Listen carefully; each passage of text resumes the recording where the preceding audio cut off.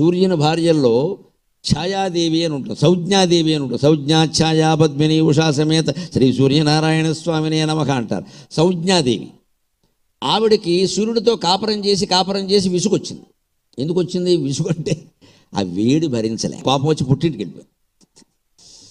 వెళ్ళిపోతుంటే సూర్యనారాయణ స్వామికి మళ్ళీ అనుమానం రాకుండా ఏం చేసిందంటే పుట్టింటికి వెళ్ళిపోయిందని ఆక్షేపిస్తారు. మరి అప్పట్లో పద్ధతి కాదు కదా అలా వెళ్ళడం. అందుకని ఆవిడ ఛాయ, ఆవిడ నీడని అక్కడ పెట్టింది. ఆవిడ ఛాయ రెండో భార్య. అందుకని సూర్యుడికి 4 పెళ్ళిళ్ళు అయ్యాయి అనుకోకండి, ఎవరికి అవ్వమ్మా. దేవతల్లో ఎవరికి 2 పెళ్ళిళ్ళు అవ్వలేదు. ఈ కళ్యాణాలని ఎందుకంటే మనకు ఆలస్యపానికి అసలు వాళ్ళకి భార్యలు లేరు. ఆ భార్య భర్త ఇవన్నీ ఐడియలాజికల్ రిలేషన్స్ అంటారు. వాటి వెనకాల ఒక ఐడియా ఉంటుంది. సంజ్ఞ అంటే మేలుకొలుపు, అందరినీ మేలుకొలిపేది సూర్యుడే. ఛాయ అంటే నీడ, సూర్యుడు ఉన్నప్పుడే నీడ ఏర్పడుతుంది. అర్ధరాత్రి నీడలే ఉంటాయి.